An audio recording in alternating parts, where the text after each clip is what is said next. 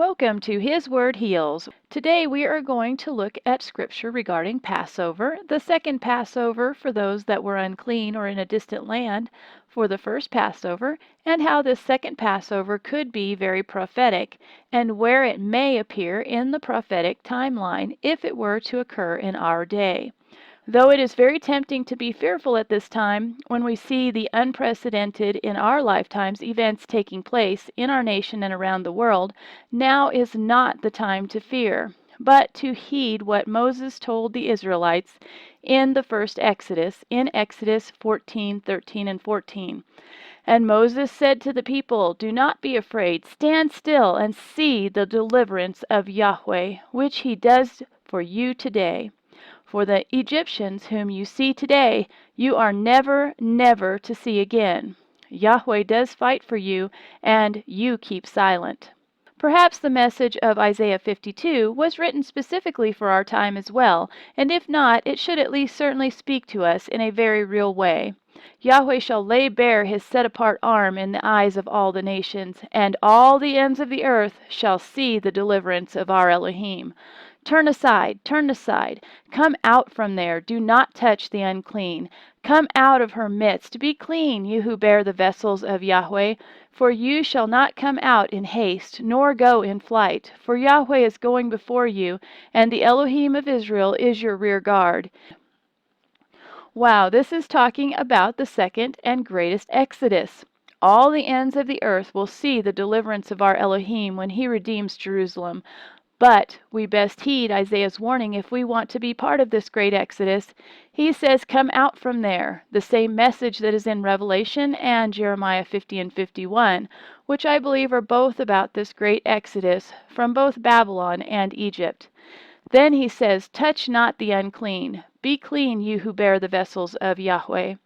Are not our bodies the vessels of the Ruach HaKodesh, or Holy Set-Apart Spirit, the vessels of Yahweh? We are told that we will not come out in haste, nor go in flight, for, as in the first Exodus, Yahweh is going before us, and the Elohim of Israel is our rear guard. Are we the generation that will see his great deliverance go before us and behind us? If so, even though tough times are coming, this is a grand and exciting time to be alive and trusting in and serving him through Yeshua our Messiah, who has already purchased our salvation. He is our salvation. Now is definitely not the time to fear or to look to man, science, or our government for deliverance. So then, on to our main topic. Where are we on Abba's prophetic timeline, and what does that have to do with Passover, or possibly more significantly, Abba's second Passover? As a reminder, what is the second Passover? In Numbers 9, 6 through 12, we are told, "There were men who were defiled for a being of a man, so that they were not able to perform the Passover on that day. So they came before Moses and Aaron that day, and those men said to him, 'We are defiled for the being of a man. Why are we withheld from bringing near the offering of Yahweh at its appointed time among the children of Israel?' And Moses said to them, 'Wait, let me hear what Yahweh commands concerning you.' And Yahweh spoke to Moses, saying, 'Speak to the children of Israel, saying, when any male of you or your generation is unclean for being, or is far away on a journey, he shall still perform the Passover of Yahweh. On the 14th day of the second month between the evenings they perform it. With unleavened bread and bitter herbs they eat it. They do not leave of it until morning, and they do not break a bone of it. According to all the laws of the Passover, they perform it." It is interesting that the question posed to Yahweh through Moses was, "What do we do if we are unclean on Passover?" But our Elohim answered not only that question with the solution of observing Passover in the second month, but also the unasked question of what about if someone can't perform the regular Passover because they are in a distant land? We are currently and have been in a distant land for thousands of years. Perhaps the second Passover is a prophetic clue for us today to watch events unfold with the second Passover as a marker of some sort. King Hezekiah, my favorite king, besides King David, of course, invited all of Israel, both northern and southern kingdoms, to observe the second Passover in 2 Chronicles chapter 30, verse 5. And they settled the matter to send a call to all Israel from Beersheba to Dan to come to perform the Passover to Yahweh Elohim of Israel at Jerusalem, since they had not done it for a long time, as it was written. King Hezekiah then sent this message by runners to all Israel. 2 Chronicles 30, verses 7 through 9. Children of Israel, turn back to Yahweh Elohim of Abraham, Isaac, and Israel, so that he returns to the remnant of you who have escaped from the hand of the kings of Assyria, and do not be like your fathers and like your brothers who trespassed against Yahweh Elohim of their fathers, so that he gave them up to ruin, as you see. Now, do not stiffen your neck like your fathers. Stretch forth the hand to Yahweh, and come to his set-apart place, which he has set apart forever, and serve Yahweh your Elohim, so that his burning wrath turns away from you. For if you turn back to Yahweh, your brothers and your children shall be shown compassion by their captors, even to return to this land. For Yahweh your Elohim shows favor and compassion, and does not turn his face from you if you turn back to him. Is this not a message for us today? Let's see how this message from King Hezekiah was received. 2 Chronicles chapter 30, verses 10 through 21. And the runners passed from city to city throughout the land of Ephraim and Manasseh as far as Zebulun, but they were laughing at them and mocking them.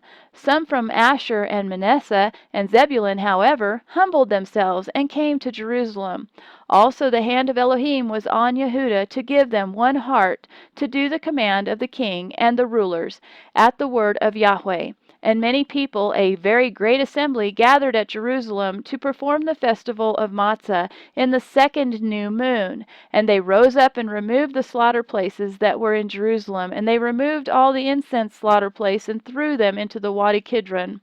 Then they slew the Passover on the 14th day of the second new moon, and the priests and the Levites were ashamed and set themselves apart, and brought the ascending offerings to the house of Yahweh. And they stood in their place according to their right ruling, according to the Torah of Moses, the man of Elohim. The priests sprinkled the blood from the hand of the Levites, for many in the assembly had not set themselves apart. Therefore the Levites were over the slaughter of the Passover for everyone who was not clean, to set them apart to Yahweh.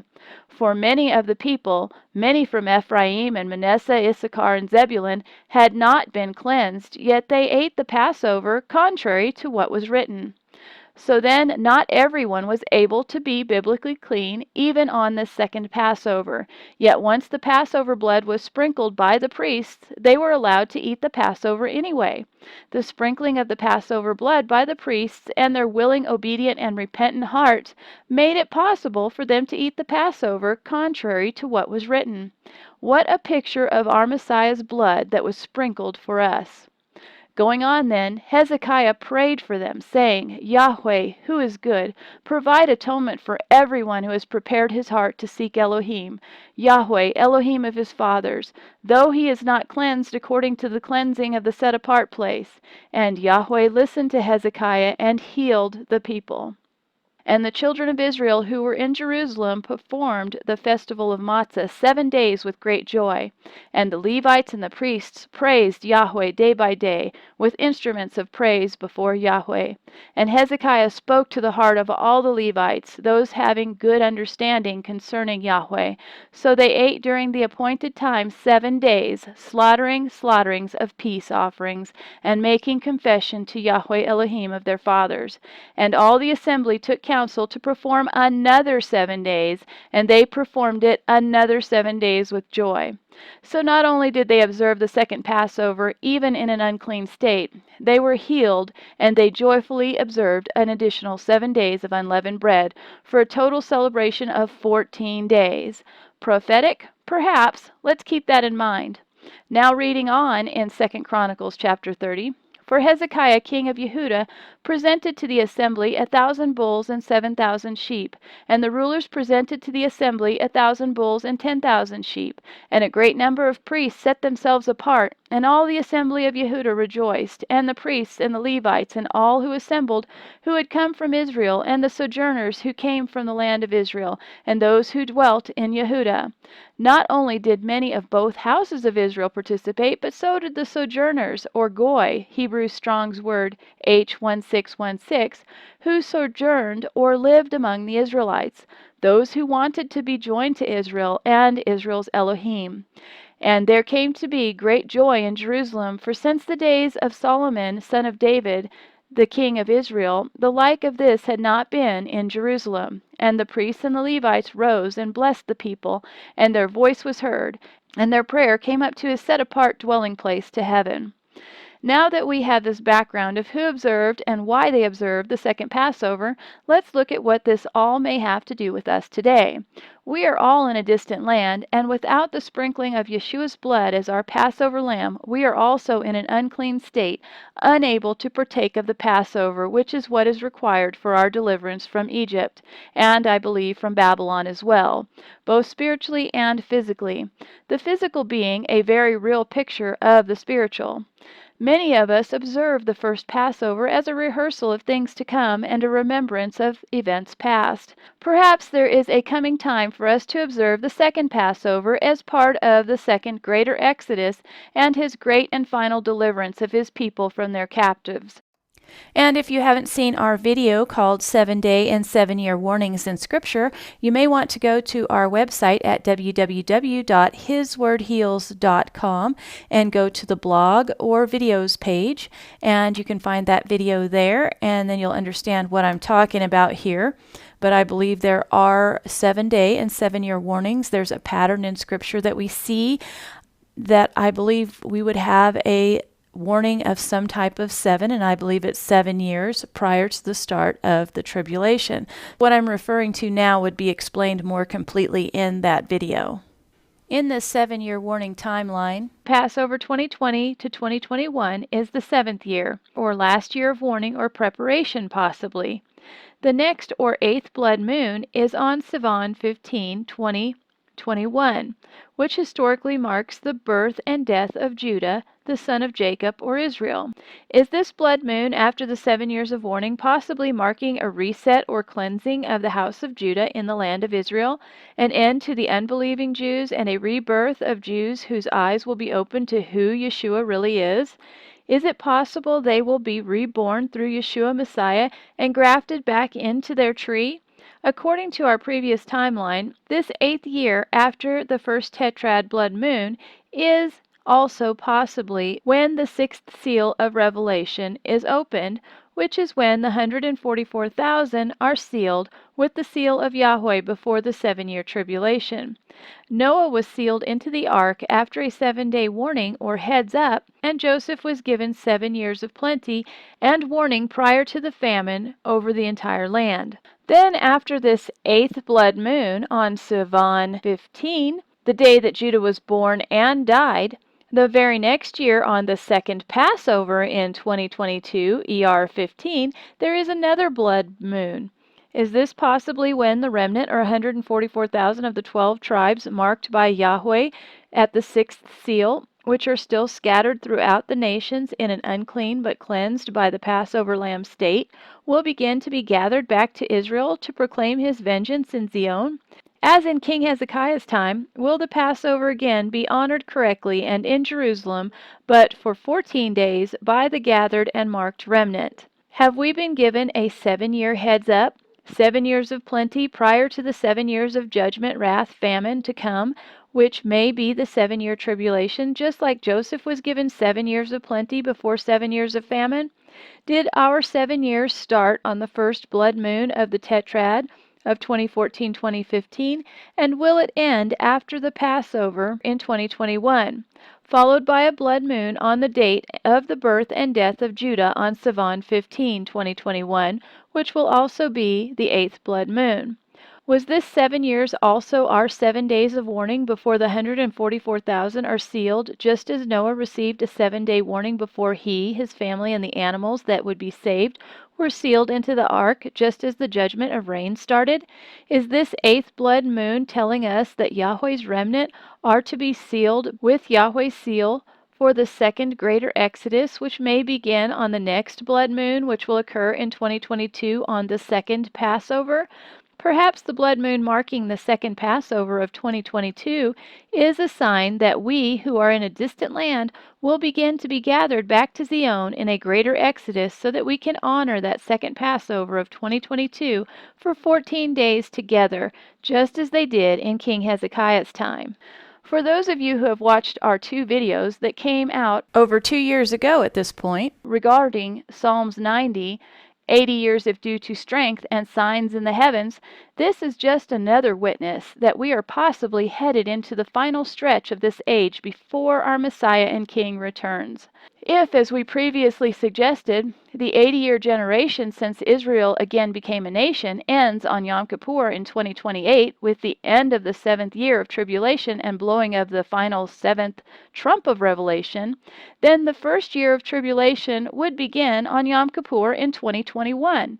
After the Revelation 6th sealing of the 144,000 could occur in 2021, which is marked by the 8th blood moon on Sivan 15, 2021, following 7 years since the first of the 4 blood moon tetrads on Passover 2014. Then the very next year, 2022, the second Passover also has a blood moon. Is all of this and all of these signs just a coincidence? Or could this be a sign that 4 horsemen of Revelation are beginning to ride for their final time? We are also putting together a video that will be short, and it will be just on the seals of Revelation and how we believe they were opened 2,000 years ago, and the horses have been riding in unison ever since, and they're getting ready for their final ride into the tribulation. You'll be able to find that video on our website at www.hiswordheals.com, where you can also sign up for our email notification list, and we'll let you know as soon as that is available.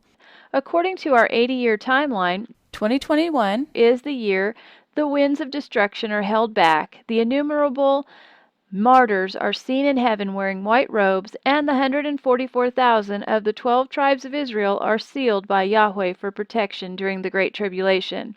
The 7th seal is then opened on Yom Kippur in 2021, as suggested from our Revelation 80 Years of Due to Strength timeline that we published over a year ago.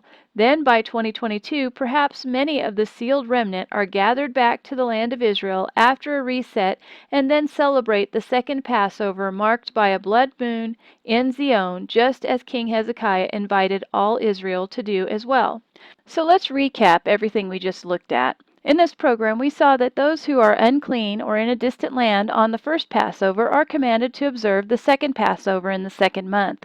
We also saw that King Hezekiah invited all of Israel, even those still unclean, to observe the second Passover, and they were allowed to observe it in an unclean, according to what was written, state once the blood of the Passover was sprinkled. King Hezekiah prayed for them, and they were healed. Then we compared that to our being in a distant land now and desiring to observe the Passover. We see the 7 years following the first of the tetrad could be a 7-year warning period or time of plenty like Joseph had before the 7 years of famine or judgment. This 7 years would end with Passover in 2021. After the 6th seal is opened, the 144,000 are marked or sealed by Yahweh for protection during the 7 years of tribulation to follow, just as Noah was sealed into the ark 7 days after Yahweh told him when the judgment reign would begin. Then we saw that there would be another blood moon just after the 7 years end that would occur on Sivan 15, 2021, which is the date of the birth and death of Judah. This blood moon is then followed by another blood moon on the second Passover of 2022. The second Passover of 2022, marked by the blood moon, could be the first Passover that the sealed remnant, 144,000 of Revelation's 6th seal, celebrate after being gathered back to Zion, just as both the northern and southern kingdoms were invited to do by King Hezekiah. They all were gathered back to Jerusalem, both the clean and the unclean, and the sojourners. They all ate of the Passover once they were sprinkled by the Passover blood. Our Abba and his scripture are all about patterns, and what has been will be again, as we are told in Ecclesiastes by King Solomon. We need to prayerfully study his word and these patterns. Please don't just take our word for it. Please take this message to our Abba in prayer, and then study these scriptures, patterns, and signs in the heavens for yourselves to see if these things be true. If this interpretation of Scripture is correct, your lives and the lives of your family may depend upon your studying to see if these things be so, and to show yourselves approved and prepare your families accordingly. Our Abba gave us our Bibles for a reason, so that we would not be caught unaware of the things happening in our day, so that we would be prepared and able to warn and help prepare and perhaps help save others from destruction, both temporal and spiritual. I have also posted a copy of this Joseph's 7-year timeline that started on the first blood moon of 2014 on Passover. I've posted this timeline chart below this video and podcast as well. Again, please visit our website at www.hiswordheals.com to watch the videos 80 Years of Due to Strength, the Revelation timeline, and the signs in the heaven. Blessings to you all for a joyous, healthy, safe, and eye-opening Passover this year and next.